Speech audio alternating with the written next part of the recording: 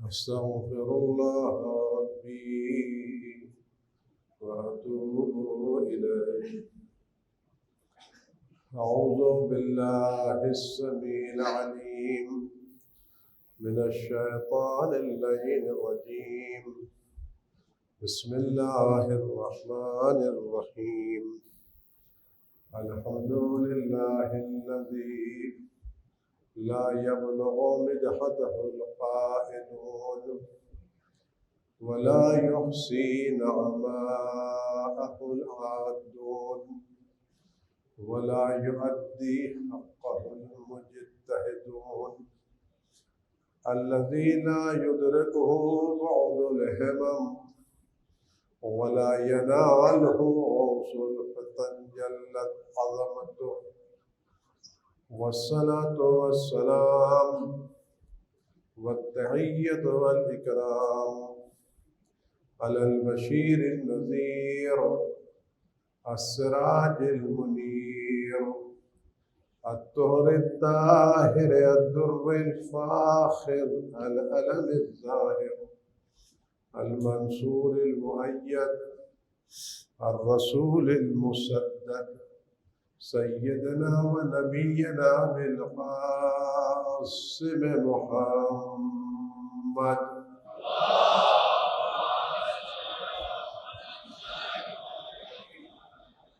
وآله الطيبين الطاهرين المعصومين المظلومين الذين أذهب الله عنهم الرجس وطهرهم تطهيرا.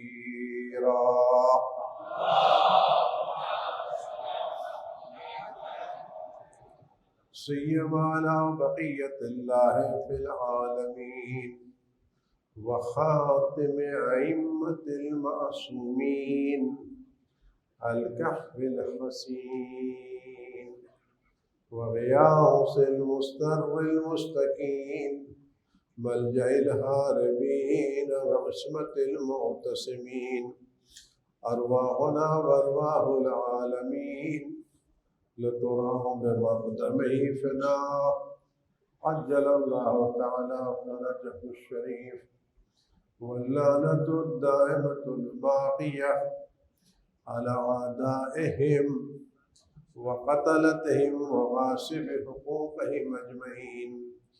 أما بعد يا عباد الله، أوصيكم ونفسي بتقوى الله. ألا وإن الدنيا قد أدبرت وآونت بغداء، وأن الآخرة أقبلت وأشرفت باطلاع. ألا وإن اليوم المزمار وغدا السباق، السبقة الجنة والغاية النار.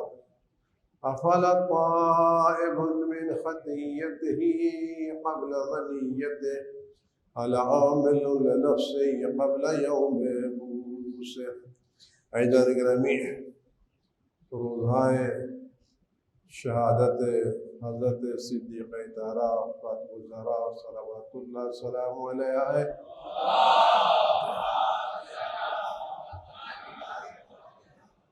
خداوند عالم اس بی بی دنیا آخرت پر بہترین درود و سلام نازل فرمائے، اور ایسا درود و سلام جب تک اس نے کسی پر نازل نہ کیا ہو، اور وہ درود و سلام جو ان کے پدر بزرگوار اور والدہ ماجدہ کے دل کے سکون کا سبب ہو، اور جس سے ان کے درجات میں مزید اضافہ ہو۔ اور خداوند عالم ان تمام افراد پر جنہوں نے کسی بھی طرح سے بیوی پر ظلم کیا ہے، ظلم اٹھایا ہے، یا وہ لوگ جو ان پر کیے ہوئے ظلم کو چھپانے کی کوشش کر رہے ہیں، خدا ان سب پر میدان قیامت بدترین عذاب نازل فرمائے، اور ہم سب کے دلوں کو اس طرح کی محبتوں سے پاک و صاف فرمائے، اور دنیا میں بیوی کی زیارت اور آخرت میں بیوی کی شفاعت ہم سب کو نصیب فرمائے۔ تمام انبیاء مرسلین میں، شہداء و صادقین میں، صدیقین میں جناب زہرا صلوات اللہ سلام علیہ کی منزلت اور مقام بالکل جدا گانا ہے۔ خداوند عالم نے جو منزلت، جو مقام، جو درجہ صدیقہ طاہرہ سلام اللہ علیہ کا عطا فرمایا ہے، وہ درجہ خداوند عالم نے نہ کسی نبی کو دیا ہے، نہ کسی ولی کو دیا ہے، نہ کسی رسول کو دیا ہے۔ یہ درجہ ان کے ایمان کی بنیاد پر، ان کی قربانی کی بنیاد پر، ان کی شہادت کی بنیاد پر دیا گیا۔ یہ درجہ انہیں اس بنا پر نہیں ملا ہے کہ رسول اللہ کی بیٹی ہے اور حسنین کی والدہ ماجدہ ہے اور علیہ السلام کی زوجہ مکرمہ ہے، نہیں۔ یہ درجہ صدیقہ طاہرہ کو ان کے ایمان، ان کی عبادت اور ان کی قربانی کی بنا پر ملا ہے۔ آج اگر صدیقہ طاہرہ سلام علیہ قربانیاں نہ ہوتی تو دین اسلام مٹ گیا ہوتا۔ مختصر سی بات آپ یہ سن لیں کہ دین اسلام اپنی آخری شکل میں رسول خدا کے لے کر آئے، اور رسول خدا صلی اللہ علیہ وآلہ وسلم نے دین اسلام کو کامل کیا، اور اس دین اسلام کو کامل کرنے کے بعد اس کی حفاظت کا سلسلہ امامت کے حوالے کیا۔ یہ وہ حساس موقع تھا وفات رسول کے بعد، جب دین کامل ہو چکا تھا اور دین کی حفاظت پر وقت آ چکا تھا، اور لوگ پوری سازش رچا چکے تھے کہ دین کو کس طرح سے تباہ و برباد کیا جائے اور امامت کو کس طرح سے دین سے جدا کر دیا جائے۔ یہ پوری منظم سازش سقیفہ کی شکل میں وجود میں آ چکی تھی، اور آپ تاریخ سے پڑھیں تو اکثریت مدینے والوں کی اس سازش کے ساتھ تھی۔ اس سازش کو جس نے ناکام کیا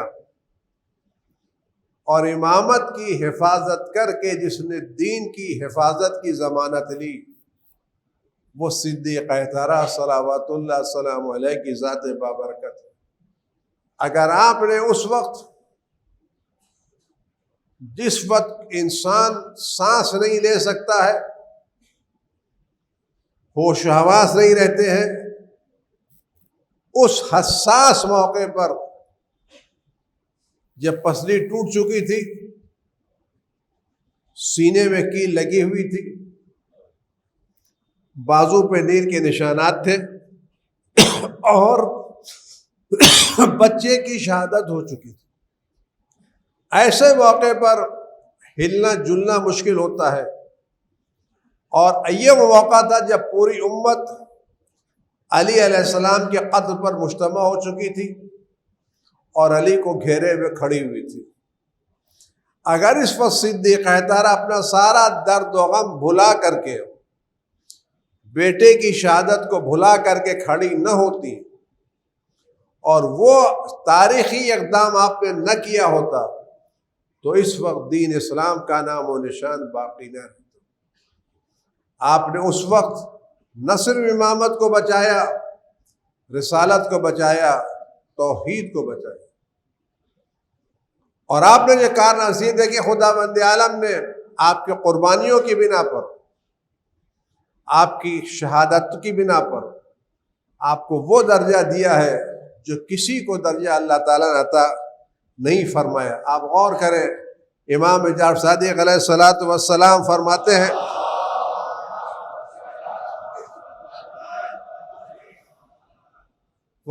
کہ راوی کہتا ہے کہ میں نے امام صادق علیہ السلام سے پوچھا کہ سب سے بہتر چیز اور سب سے بہتر اور سب سے پسندیدہ عمل کیا ہے جس سے خدا کی بارگاہ میں قربت حاصل کی جا سکتی ہے؟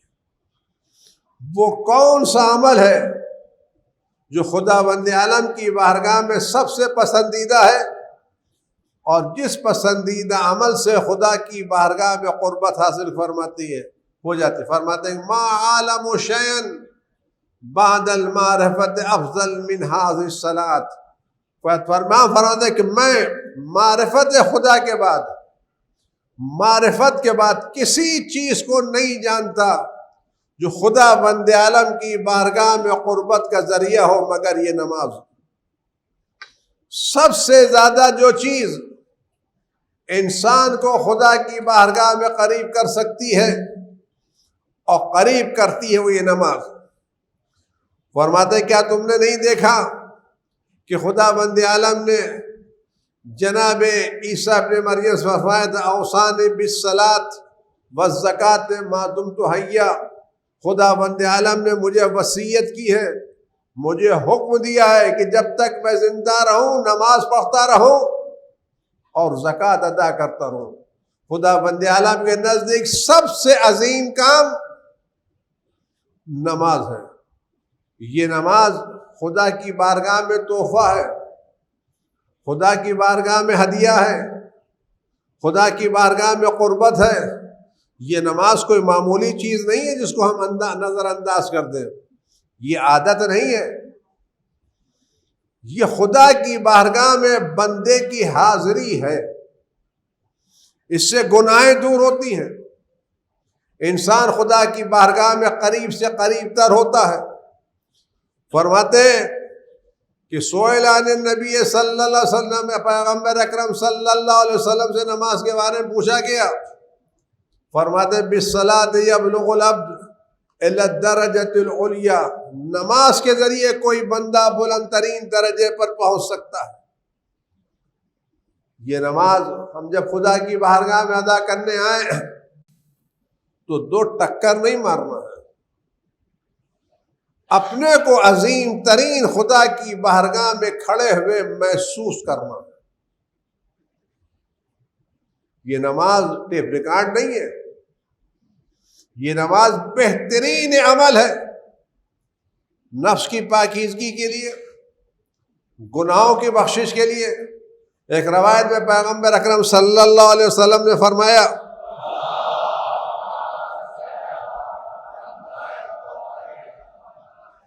کہ اگر کسی کے گھر کے سامنے گرم پانی کی ایک نہر جاری ہو، کسی کے گھر کے سامنے گرم پانی کی ایک نہر جاری ہو اور وہ نہر میں روزانہ 5 مرتبہ غسل کرے تو کیا اس کے بدن پر کوئی میل باقی رہے گی؟ نہر میں کھڑے خالی رہ جائیے آپ، پانی چلتا رہتا ہے، بدن کی گندگی دور ہوتی رہتی ہے۔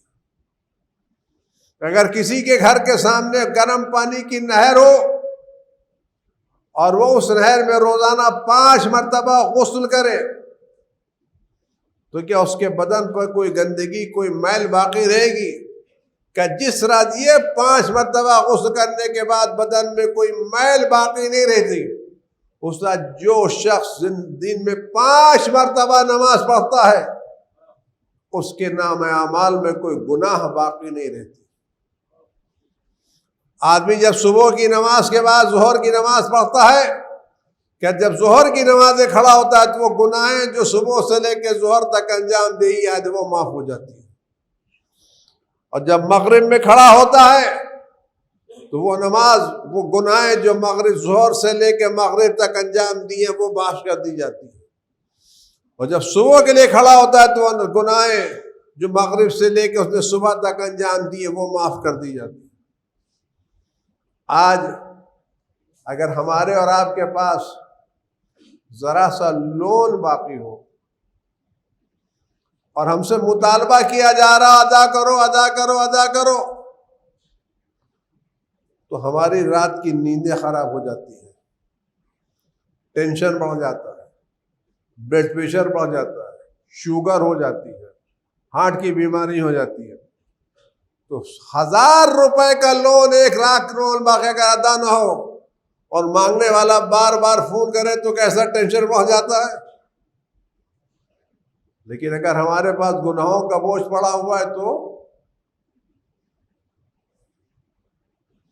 غیبتیں کی ہیں، تہمتیں لگائی ہیں، جھوٹ بولا ہے، نامحرم کو دیکھا ہے، کسی کو ستایا ہے، کسی کو اذیت دی ہے، کسی کا، تو تو اس گناہ کو کون معاف کرائے گا؟ ہیں یہ گناہ نہیں؟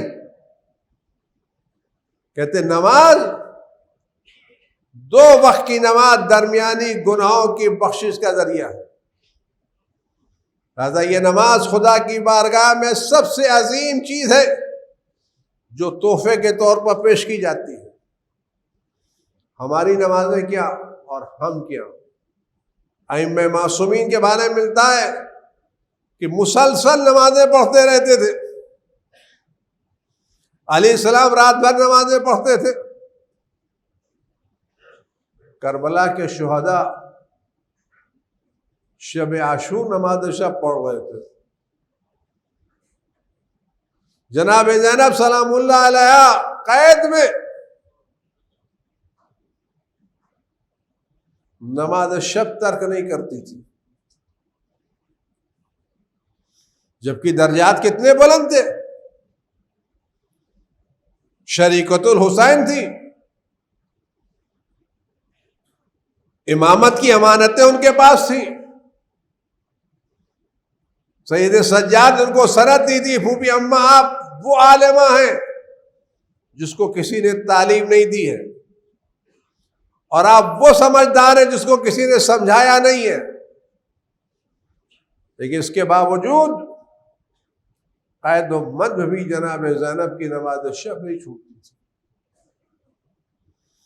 اور جب امام حسین رخصت کے لیے جانے لگے تو بہن سے جو باتیں کہ بیوی بہن مجھے نماز شب میں مت بھولنا، تو یہ اہمیت ہے یا نہیں ہے؟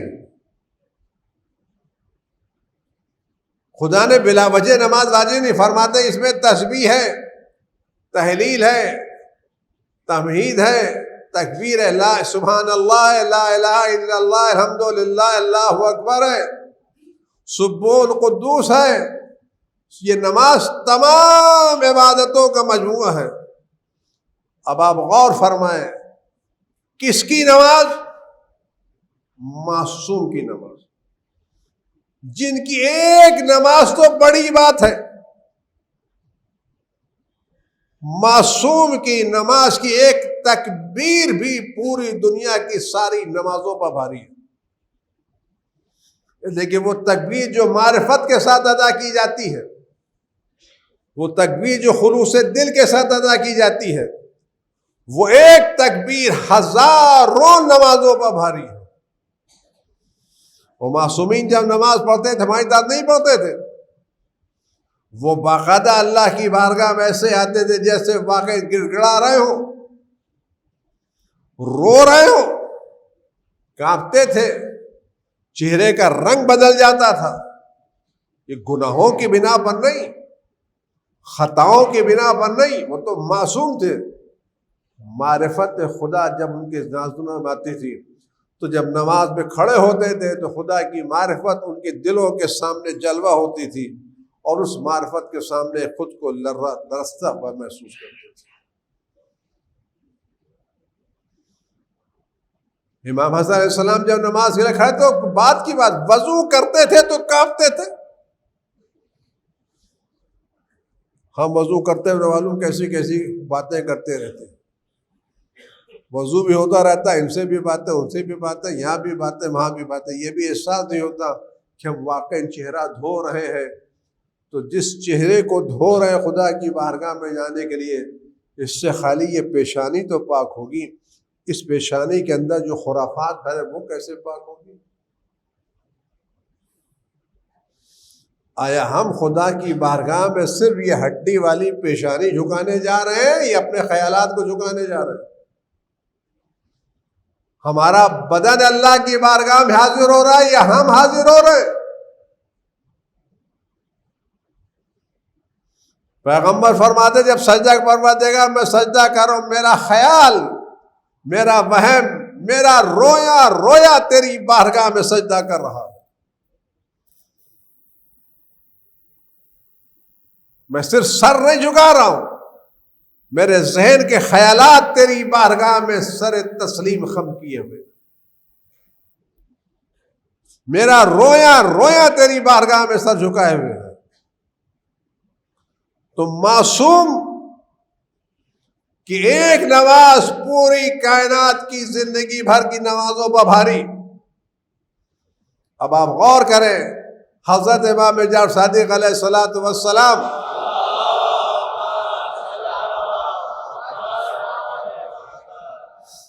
یہ روایت ہے جس کو بزرگ علماء نے نقل کیا ہے. کافی میں جناب شیخ کلینی نے، تہذیب میں جناب شیخ طوسی نے، اور جناب شیخ صدوق نے، بزرگ علماء نے یہ روایتیں نقل کی ہیں کہ راوی کہتا ہے کہ میں نے امام جعفر صادق علیہ الصلوۃ والسلام سے سنا، فرماتے تھے کہ ہر نماز کے بعد جناب فاطمہ زہرا کی ایک تسبیح پڑھنا میرے لیے 1000 رکعت نماز پڑھنے سے زیادہ پسندیدہ کام.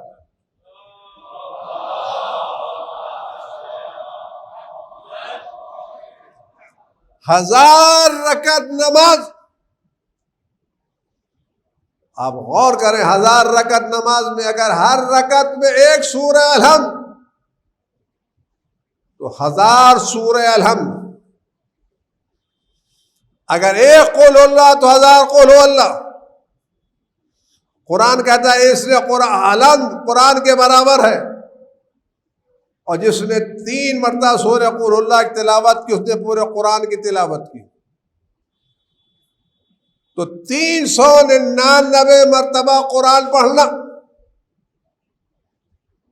اور 1000 رکعت نماز پڑھنا. ہم ماہ کے رمضان میں 100 رکعت نماز پڑھتے ہیں تو گھٹنے ٹوٹ جاتے ہیں. مولوی صاحب آہستہ آہستہ کیجیے گا. اور کتنا وقت لگتا؟ 2.5-3 گھنٹے لگتے ہیں 100 رکعت نماز میں. 1000 رکعت پڑھیں تو کتنا وقت لگے گا؟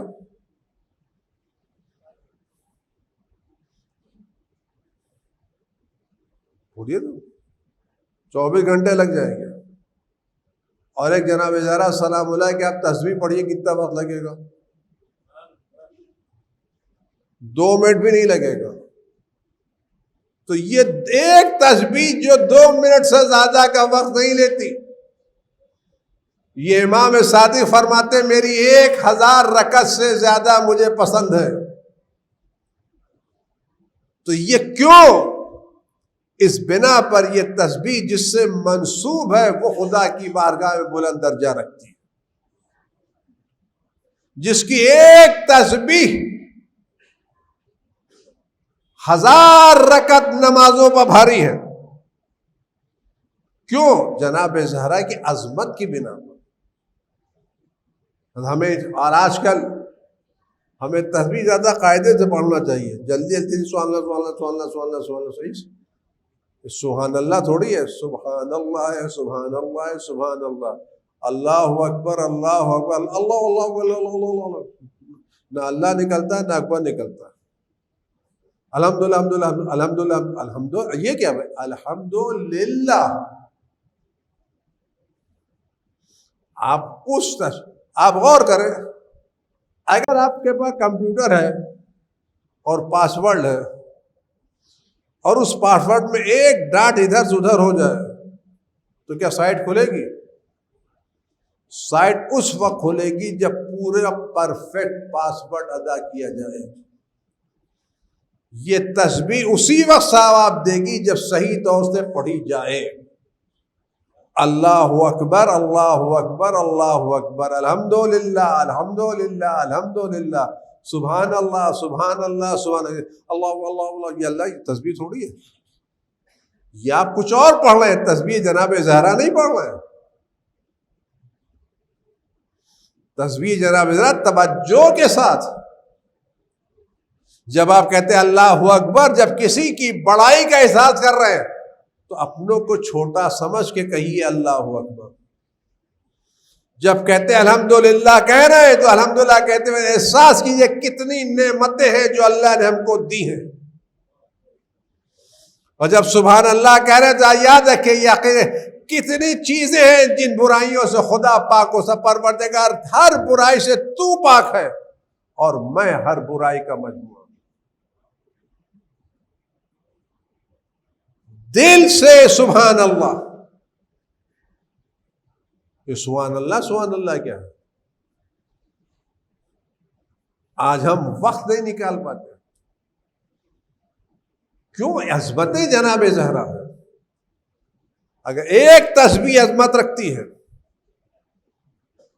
ہمیں اس تسبیح کو یاد رکھنا چاہیے. سوتے وقت بھی بہترین تحفہ جو اللہ نے رسول اللہ جناب زہرا کو دیا ہے. جب ان کے پاس آئی تھی خدمت گزار مانگنے کے لیے تو کہ میں تمہیں ایسی چیز دوں جو بہتر ہوگا. کیا دیں آپ؟ کہ سوتے وقت تسبیح پڑھا کرو. لیکن ایک بات یاد رکھیں اور بڑے ادب سے یاد رکھیں, آپ انہی چیزوں کے عادی بنائیں جن کا تذکرہ روایتوں میں ہے. جن کا تذکرہ روایتوں میں نہیں ہے ان چیزوں کا خود کو عادی نہ ہو. ٹھیک ہے کام ہوگا, لیکن اگر اللہ نے ایک مرتبہ تسبیح پڑھنے کا ہے تو 10 مرتبہ پڑھنے کی ضرورت نہیں ہے. 3 مرتبہ قول اللہ تو 3 مرتبہ قول اللہ. جو ذکر اللہ نے جتنی مرتبہ بتایا اتنی مرتبہ. تسبیح نماز کے بعد ہے تو تسبیح پڑھیے آپ نماز کے بعد. سوتے سے پہلے تسبیح پڑھیے تسبیح خدا نے کہا ہے. لیکن آپ بقیہ جگہوں پر کہیے روایت, تو جب تک معصوم کی کوئی روایت مل نہ جائے اس وقت تک لوگوں تک کوئی بات پہنچائیے نہیں. تو آپ غور کریں جناب سیدہ کی عظمتیں کیا ہیں. خدا بند عالم نے بیویوں کو عظمت دیا. آج ہم کیا بتائیں, پسلی ٹوٹ چکی ہے, کھڑا ہوا نہیں جاتا, کہ اس کے باوجود جناب زہرا نماز میں اتنی دیر تک کھڑی رہتی تھیں کہ پیروں میں ورم آ جاتا تھا. راتوں رات کھڑے ہو کے عبادت کرتی تھی اور دعا مانگتی تھی پڑوسیوں کے لیے. اور بیٹا کہتا تھا آپ نے اپنے دعا نہیں کہ بیٹا پہلے پڑوسی بعد میں گھر والے. آج ہمیں ضرورت ہے ہم پھر ان باتوں کا اپنی نسل جدید میں آمادہ کریں اور اپنے نوجوانوں کو بتائیں کہ نماز پڑھنے کے بعد تھوڑا سا وقت نکالیں اور توجہ کے ساتھ جناب زہرا کی تسبیح پڑھیں تاکہ خدا کی بارگاہ میں ہم قریب ہو جائیں. اور تسبیح پڑھنے کے بعد روایت میں لا الہ الا اللہ پڑھیں اور ایک مرتبہ استغفر اللہ ربی واتوب الیہ پڑھیں. ہو سکتا ہے خدا اس تسبیح کی برکت سے ہماری گناہوں کو بخش دے. خدا ہم سب کو نماز پڑھنے کی اور نماز کے بعد جناب زہرا کی تسبیح پڑھنے کی توفیق عنایت فرمائے. اعوذ باللہ من الشیطان الرجیم, بسم اللہ الرحمن الرحیم. قل هو اللہ احد اللہ الصمد لم یلد ولم یولد ولم یکن له کفوا احد.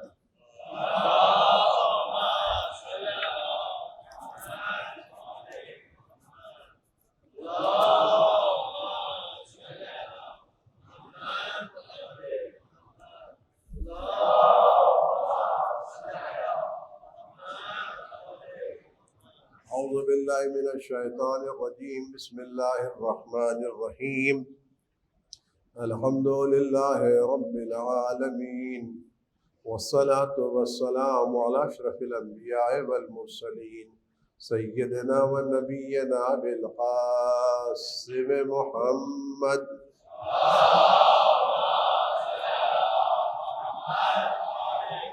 وَلَآلِهِ الطَّيِّبِينَ الطَّاهِرِينَ الْمَعْصُومِينَ سِيَّمَا عَلَى بَقِيَّةِ اللَّهِ فِي الْعَالَمِينَ وَاللَّعْنَةُ الدَّائِمَةُ الْبَاقِيَةُ عَلَى أَعْدَائِهِمْ أَجْمَعِينَ. أعوذ بالله السميع العليم من الشيطان الرجيم, بسم الله الرحمن الرحيم. إن الله وملائكته يصلون على النبي يا أيها الذين آمنوا صلوا عليه وسلموا تسليما. اللهم صل على سيدنا ونبينا وشفيع ذنوبنا وطبيب قلوبنا بالقاسم محمد. اللهم صل على سيدنا مولانا امیر المؤمنین علی بن ابی طالب سید الوصیین اللهم صل على سيدنا مولانا فاطمة الزهراء سيدة نساء العالمين اللهم صل على الحسن والحسين سيدي شباب أهل الجنة وإمامي المسلمين اللهم صل على علي بن الحسين زين العابدين ومحمد بن علي الباقر وجعفر بن محمد الصادق أئمة المسلمين اللهم صل على موسى بن جعفر الكاظم وعلي بن موسى الرضا ومحمد بن علي التقي الجواد أئمة المسلمين اللهم صل على علي بن محمد الحاجي النقي والحسن بن علي الزكي العسكري إمامي المسلمين اللهم صل على سيدنا مولانا صاحب الهيبة العسكر والغيبة الإلهية حجة بن الحسن القائم المنتظر المهدي اللهم صل على محمد وآل محمد اللهم صل على محمد وآل محمد اللهم صل على محمد وآل محمد پروردگار امام اس کے دور میں تعجیل فرما، خرافت و بلا سے ہمارے امام کی حفاظت فرما، ہر طرح کے رنج و غم و علم کو وجود مقدس سے دور فرما، پروردگار اہل بیت حتیم اس بلا کو جلد دنیا سے دور فرما، خاص کر اہل بیت کے چاہنے والوں کے اس بلا سے محفوظ فرما، جو لوگ بیمار ان کو شفائے کامل عاجل عنایت فرما، ہم کو زندگی کے آخری لمحات تک اہل بیت کے در سے وابستہ رہنے کی توفیقات عنایت فرما، قلب مقدس امام زمان ہم سے راضی و خوشنود فرما۔ اعوذ باللہ السمیع العلیم من الشیطان الرجیم، بسم اللہ الرحمن الرحیم۔ والعصر ان الانسان لفی خسر الا الذین آمنوا وعملوا الصالحات وتواصوا بالحق وتواصوا بالصبر۔